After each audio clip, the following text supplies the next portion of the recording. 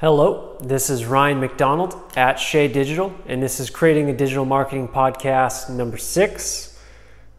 And there's no title yet. I don't have a title.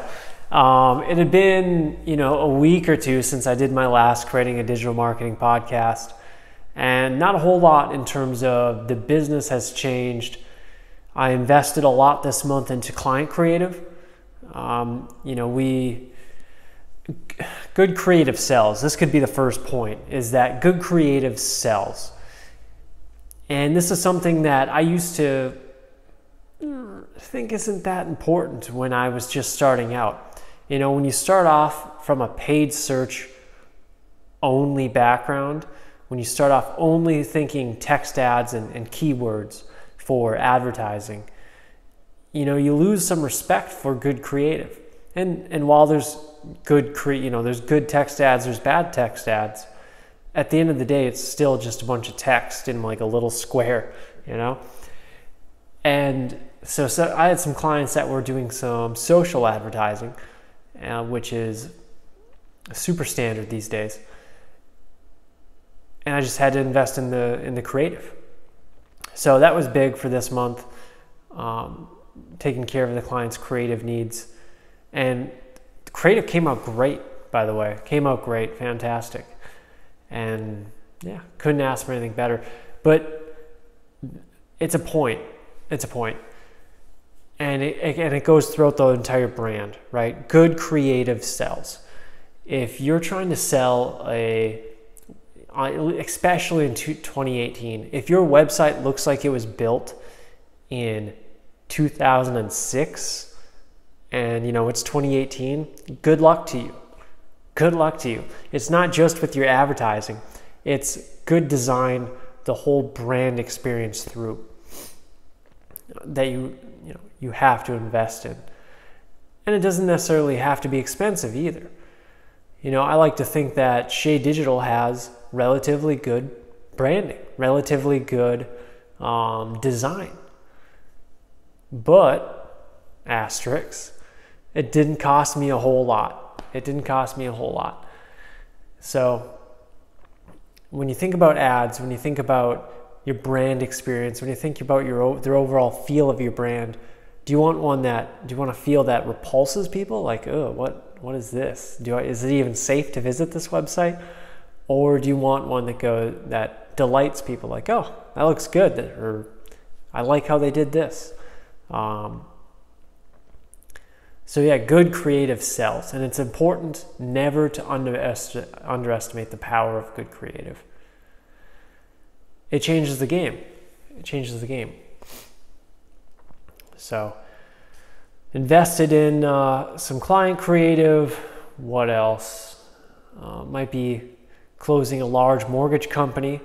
They're based on the West Coast, which is going to make meetings a little harder, but not that bad. And in talks with a very well-known brand, right, through Jumanjo, but in talks with a very well-known brand that would be killer to close. And I'd actually have to scale up to meet the needs for that client. So getting a client, that's I don't even know, they might be a Fortune 500 company, might be a Fortune 100 company. I don't know. But it makes me excited either way. When you have to scale up your business to meet the needs of the client, that's exciting. That's when you say, okay, we're growing this. You know what I'm saying? Let's see, what else is Shea Digital? Closing in on 20 digital marketing tips posted on YouTube, which is cool. My goal is to do 100. I'm just 100 digital marketing tips from my brain, just throw it out there. Give it away. Like I said, I'm in the process of giving away years of knowledge from digital marketing. Just because, it's a content marketing play, right? If you're into marketing, you're aware of content marketing. But at the same time, it gives value to people. It's given value without expectation of getting anything in return. In the last 20 days, I've had 400 YouTube views, none of them paid for, right? They're all organic in that time period. And 400 people hopefully learned something from my YouTube videos, which is neat. And posted a few blogs. I don't know how many blogs I have now, probably 11 or 12. Not a ton, but my goal is 50 by the end of the year. And I think I'll make it, should be able to make it. So 50 blogs, 100 posted digital marketing tips, year one content marketing goals. And we'll just see where it goes. All right, there's some things in the news that I wanted to touch on that relate to digital marketing. I don't want to just keep it about Shea Digital, because on a week-to-week basis, there's not a whole lot that changes in the business. Something I thought would be cool is like, the behind-the-scenes sort of look at running a digital marketing agency. And while I certainly touch on aspects of it, like cost tracking, client acquisition, whatever, it's, not a whole lot changes week to week that is worthy of video blogging about. So I want to touch on some news subject as it relates to digital marketing. And now something that's been in the news recently, and people are very angry about it, and rightfully so. Cambridge Analytics. So what did Cambridge Analytics do? Well, let me say they're certainly not the only people to employ this tactic. This is something that I guarantee every single Facebook user has encountered before, right? It might not have been with Cambridge Analytics, but I guarantee you've seen this. So, those quizzes, sometimes there's some ads or quizzes or like face swapping stuff that you click through from the news feed or wherever you see it onto the page, and it asks for your access to your Facebook in order to complete the desired action, right? Which Game of Thrones character are you like? And it reads your Facebook profile, and boom, it pops out a Game of Thrones character and says why you're like Tyrion Lannister, right? I love Game of Thrones, by the way. It's great show. Best ever, in fact. But yeah, so it'll say why you're like Tyrion Lannister. In exchange for finding out which Game of Thrones character you're like, and this is just an example, by the way, in exchange, you agree to give them access to your Facebook data, right? Not unlimited, right? It doesn't keep going on, but it looks at your data, your interests, some of your behaviors. And for the most part, people willingly give this up without fully understanding what they're giving up. They think, oh, it's just a cool quiz, or, oh, this is just, it's going to make me see what I'll look like in 30 years. It'll take your profile picture and it'll give you some aging features, and boom, that's what you'll look like when you're 30 years older. But when you do that, you're giving up data to your Facebook profile. And this is not stuff that's controlled by Facebook. These are third-party companies. So it has very little to do with Facebook itself, outside of Facebook needs to police this better. But people are willingly doing it. And if you have a problem with giving up your Facebook data, I would suggest not clicking onto that stuff. And so what Cambridge Analytics did, they're far from the only ones who have done it. And I would say it's relatively, not common, but it was known. I'll say that. It's known. Within the digital marketing community, or maybe specifically Facebook marketers, or people who are really into data, this sort of strategy is a known strategy. And it was something tolerated by the Facebook platform. And so, when you have guidelines, people push them.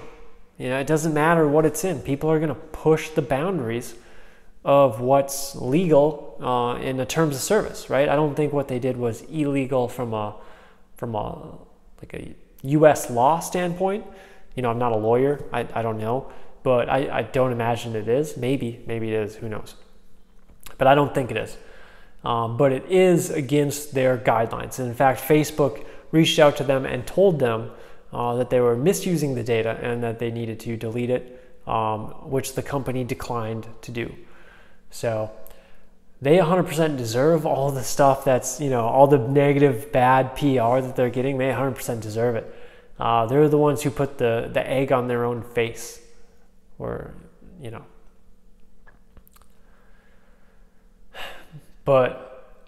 and Mark Zuckerberg, I feel like every other week he's having to apologize for something. And some of the time it's more deserving than others. But I feel a real negative shift in how people perceive Facebook. Something and it wasn't like that 2 years ago. It's the exact same platform. In fact, granted, there's things are different, right? But in the last 2 years, they've strengthened a lot of things when it comes to hate speech, into fake news, into data, right? From public pressure, right? They didn't do it willingly. Well, they did it willingly, but only because of intense public pressure. So it'll be interesting to see where this takes Facebook, where this news story takes Facebook, and what changes they're going to make when it comes to accessing third parties being able to access Facebook user data. I'm going to guess they're going to limit it, right? I don't see any other way around it for them if they want to avoid, strict government regulation, which they do. That's the thing that they want to avoid the most, is strict government regulation of Facebook. And as long as they show that they're flexible and keep trying to improve, I think they'll be okay. But the flip side, and what else I want to talk about, is Facebook stock. So Facebook stock has taken a huge hit. And you would expect that. You get a lot of bad PR, right? Your stock's going to take a hit. It's just the nature of being a public company. It is what it is. But if you want to make a profitable stock play, buy Facebook. This is a great time to buy Facebook, in my opinion, right? So, and I'm not a big stock guy. I'm not a big, I don't study stocks. I don't pretend to study stocks. So, you're getting this advice from an amateur when it comes to stock picking. But here's what I do know. I know that the value to advertisers, which is where Facebook makes the vast majority of its money from people like me and my clients, the value to us as advertisers has not changed one bit. It still has the best targeting in the world.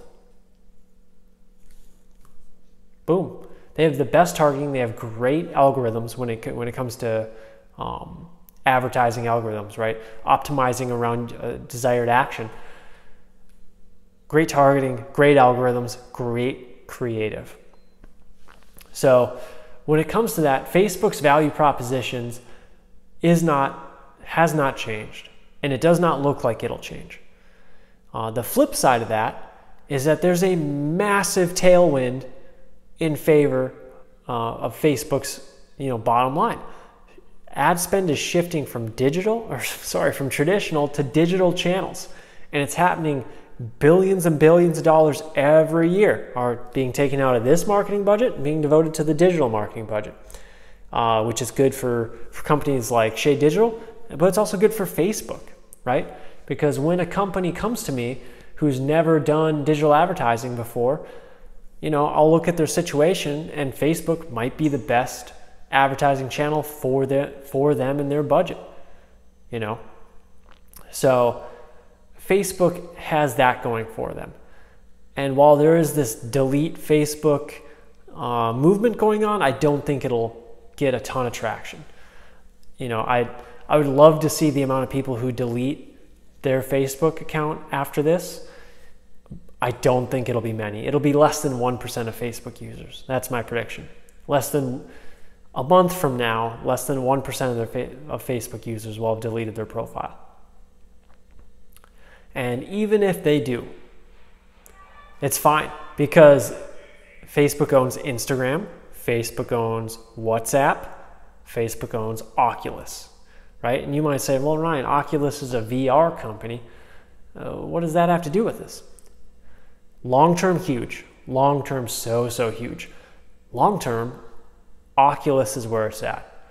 It's if you don't think they're testing out or thinking of ways to advertise within virtual reality, to create virtual reality advertising experiences, which are going to be so powerful, right? If video is a powerful platform, VR is going to 10x that power, especially early on. Early adopters of VR advertising are going to see a great return on investment.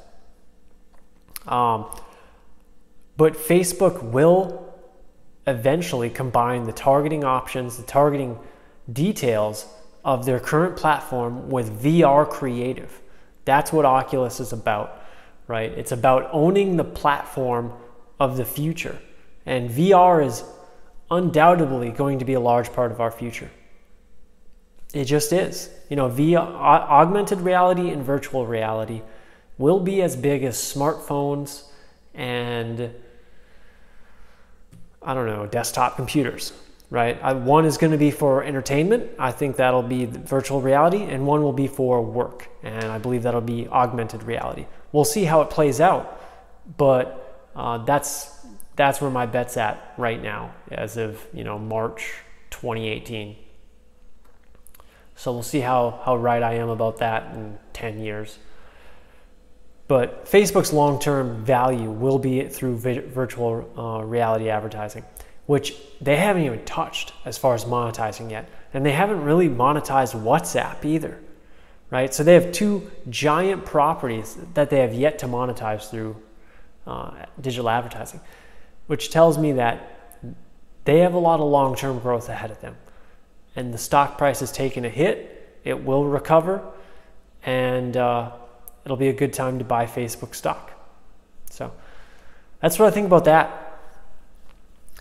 So another thing I want to talk about, Google is becoming more like Amazon, while Amazon tries to become more like Google, okay? And if you're not following me yet, here's the logic.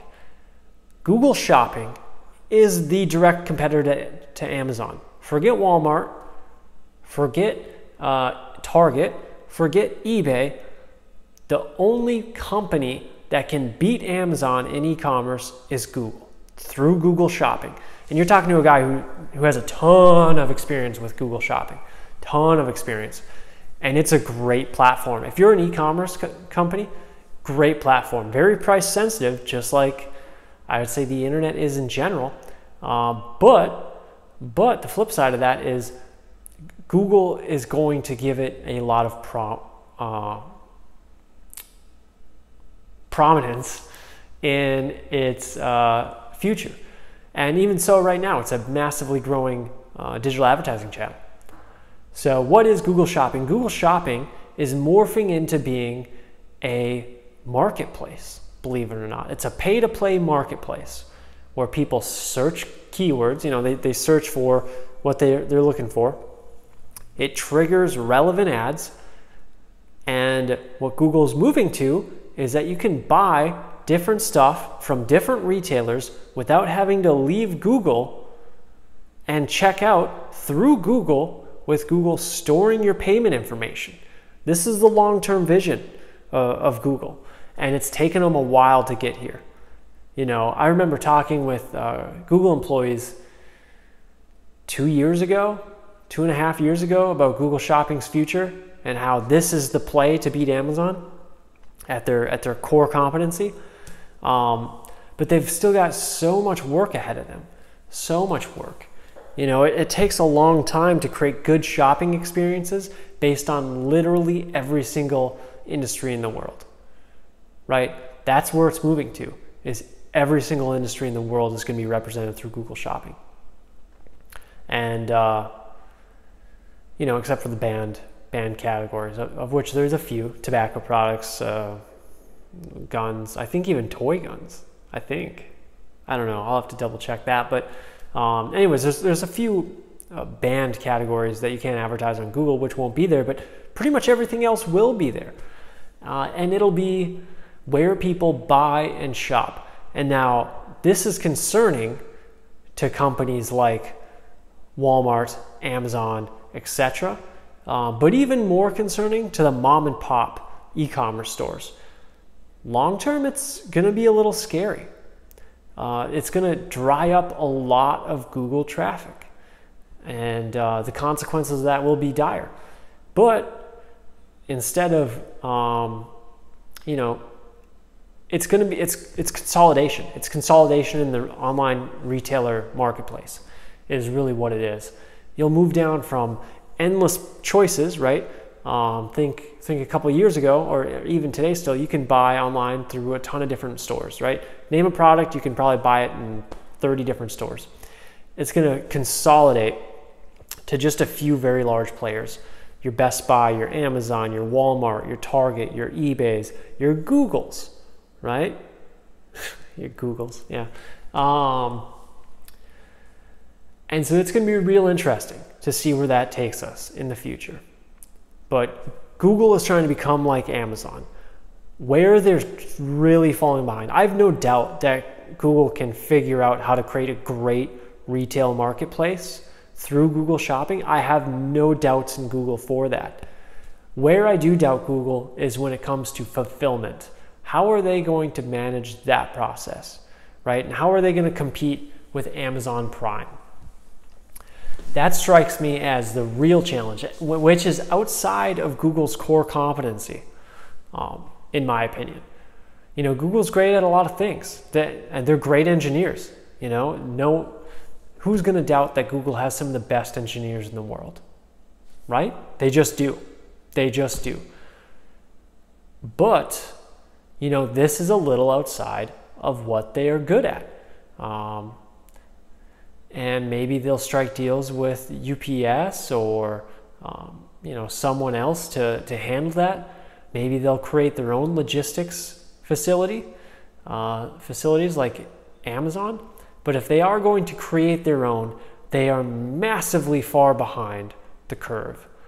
And while they have the resources to catch up quickly, catching up quickly when it comes to investing in logistics is still years. Still years. How long does it take to plan, to build, to staff, and to get merchandise in a warehouse? Even if you have Google's resources, it takes years. So it'll be interesting to see where, you know, what direction they go with the fulfillment aspect of Google Shopping. But don't be fooled. Google Shopping is going to be a pay-to-play marketplace.